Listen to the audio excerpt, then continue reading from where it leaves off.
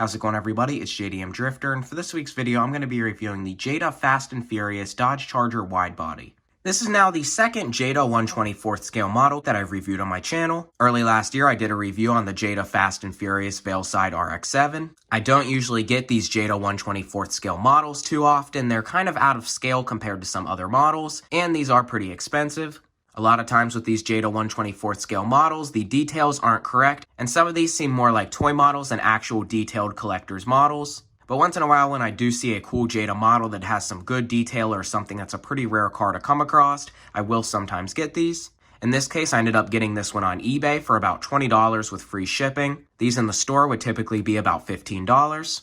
One of the reasons why mine wasn't extremely high for being on eBay is most of the ones that they were selling for the cheaper price had damaged boxes. But since we will be opening this up and checking out all the details, the box doesn't really matter. So this will definitely be pretty cool to check out. The 68 Charger Widebody was my personal favorite car from Fast 9. And I actually think this is one of the nicest detailed and most realistic Jada 1/24th scale models to ever be produced.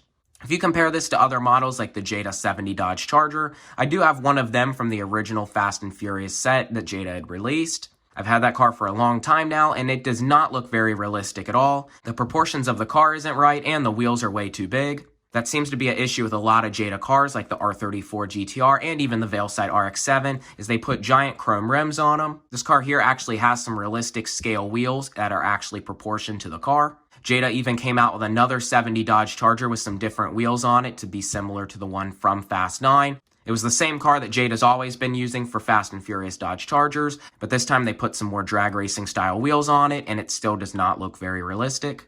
So hopefully Jada will start improving more models like this. I think they will get a lot more sales and be way more popular with collectors. But before we open this up, let's go and take a look at the box. So inside of the box, you can see somewhat of a design, and it has a red background and base. This is actually a sticker here that they added to the front of the box. It says Fast 9, the Fast Saga. Here the box has like a red and black carbon fiber look, as well as it says that this is die-cast. I don't think this will be all metal. Most Jada models only have a die-cast metal body. Here it says this is the Fast and Furious 1968 Dodge Charger Widebody, and there is Dominic Toretto.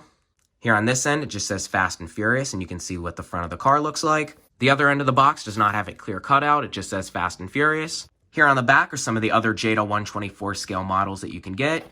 Here is the 70 Dodge Charger RT I was talking about that I do have one of in my collection. I have the original first release of this car, but I think it has never changed since the original release. Here's the Fast 970 Charger, as I was also talking about. That is the same exact car to the previous model, just with drag style tires on it. Here they've also came out with the new 5th generation GR Supra and the 2020 Jeep Gladiator. All three of these cars here are the new Fast 9 releases. The only other models that I have on here is Dom's RX-7 and Brian's Toyota Supra. I actually did show them in the video I did on Han's Veilside RX-7.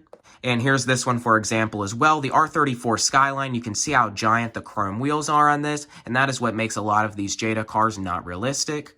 Even the Jetta here is way too low from what it was in the movie. And I've also seen the Ford Escort in the store as well, and the wheels are also very out of proportion on that car. And nothing really on the bottom of the box other than licensing, but it does say you will need a screwdriver to unscrew the car. Okay, so now let's go ahead and open this up so we can actually see the car up close and check out some of these details.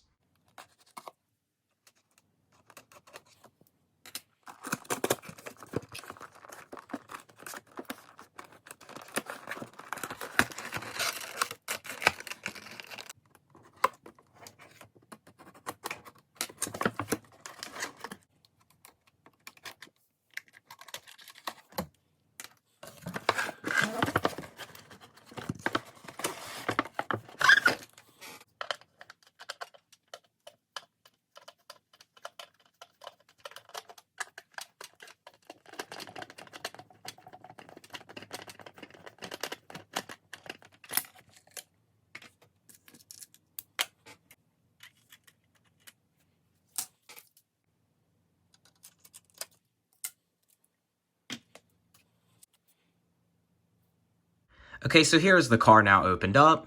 This is definitely a really nice looking model out of the box. I knew taking it out of the box would definitely show a lot of the details better.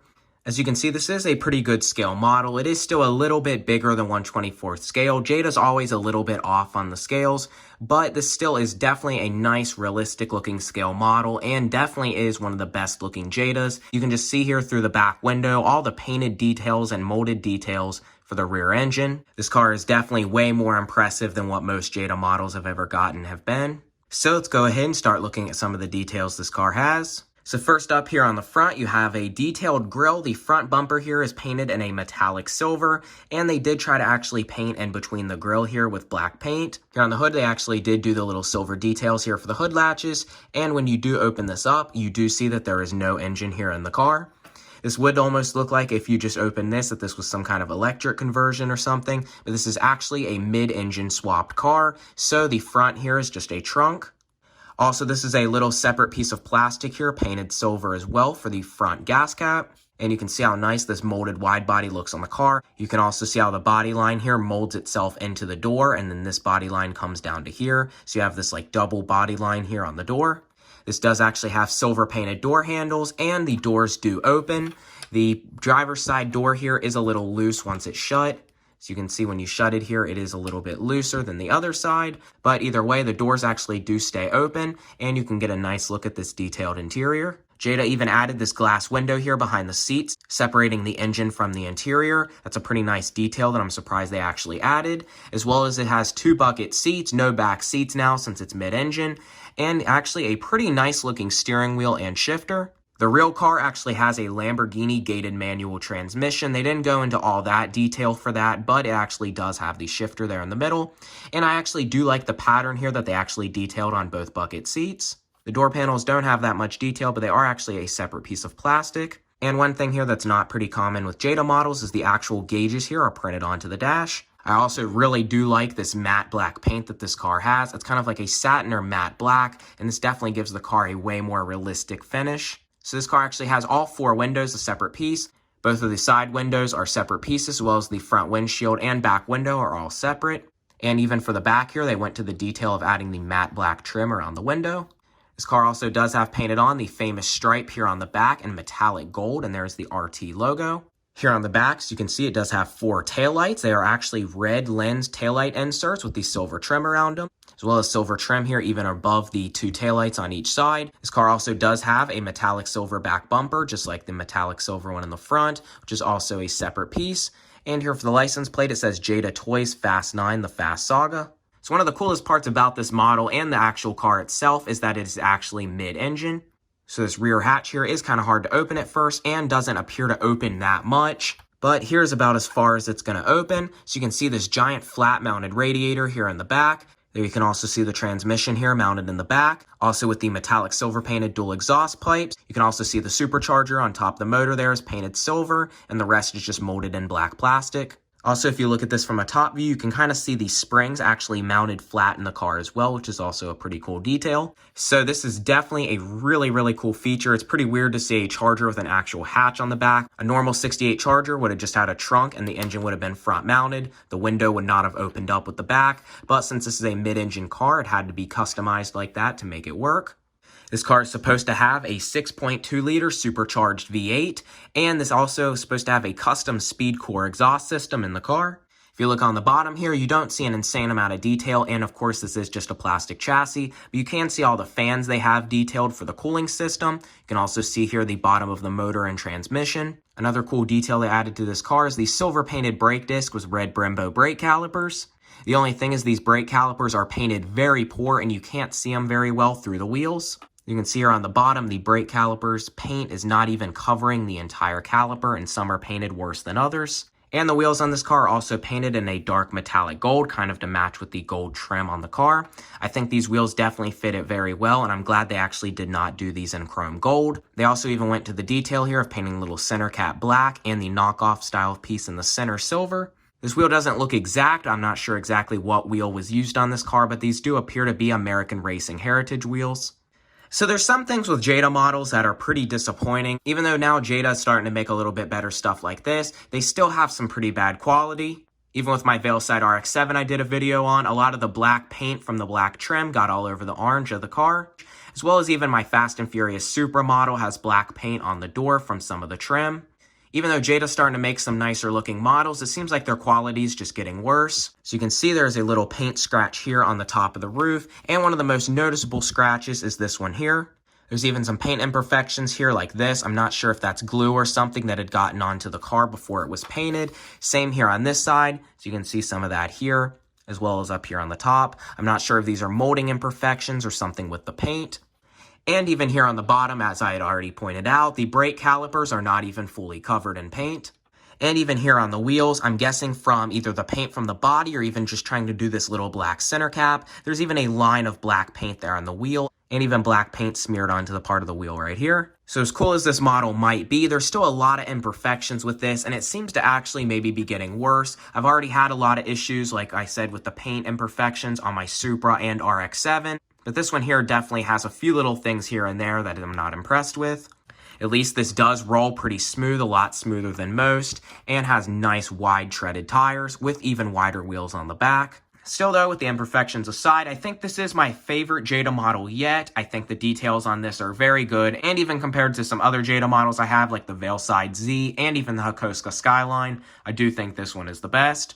Now really, my personal favorite muscle cars of all time are the 68 through 1970 Dodge Chargers. I know a lot of people think that these are also the best muscle cars as well. Even the Daytonas, the Superbirds, and the Plymouth Roadrunners are all some of the best muscle cars from the 60s and 70s. 68 Chargers are actually starting to become one of the most famous and popular Chargers of all time. The original Dukes of Hazzard Dodge Chargers were mainly 1969s, and most of the Fast and Furious Dodge Chargers have been 1970s, but with 1970s and 69 Chargers becoming rarer and rarer, 68s have now become one of the most popular ones for movies. To me, the 68 still is actually the best. What I really like most about the 68s are the 4 round taillights. The other models did not have those. And I even love the hidden headlights on the classic Chargers with the plain looking grille. These cars look cool in many different ways of modifications, from resto mods, drag style builds, and even wide body builds like this. But I think out of all the Fast and Furious Chargers, this wide body 68 is actually the best. But the main car that was not one of these stunt or extra cars for Fast and Furious was built by Speedcore. Speedcore does a lot of resto mod style classic Chargers that don't have any original parts on them at all. The real wide body Charger from Fast 9 was not actually a 1968 Charger.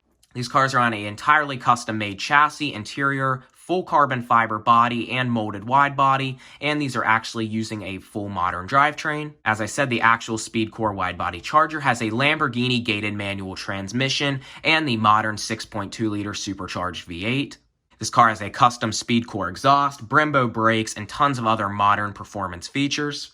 Vin Diesel was even given a 1970 Dodge Charger that was fully custom built by Speedcore for his birthday. Supposedly that was the exact 1970 Charger that was actually used in Fast and Furious 9.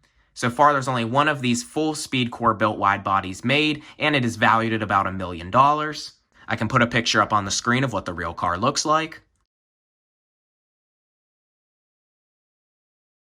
Most of the stunt cars that were actually used in the movie were not built by Speedcore. They were replicas of that car, probably made out of fiberglass and not actually using a real 6.2 liter V8. So definitely a super cool model. I really like how this one looks. I just think Jada needs to fix some of these imperfections. And if they keep making stuff like this, I definitely think Jada's going to get a lot more attention and sales. So if you enjoyed this video, please comment, like, and subscribe. And if you haven't already, please check out my other most recent video on the Airfix Bugatti Veyron. And for the next few weeks, I still will be doing weekly videos, so be looking forward for that. And if you're not already, please follow my Instagram. It is itsjdmdrifter. I can put it in the description as well. So again, if you enjoyed the video, please comment, like, and subscribe, and I will see you next time.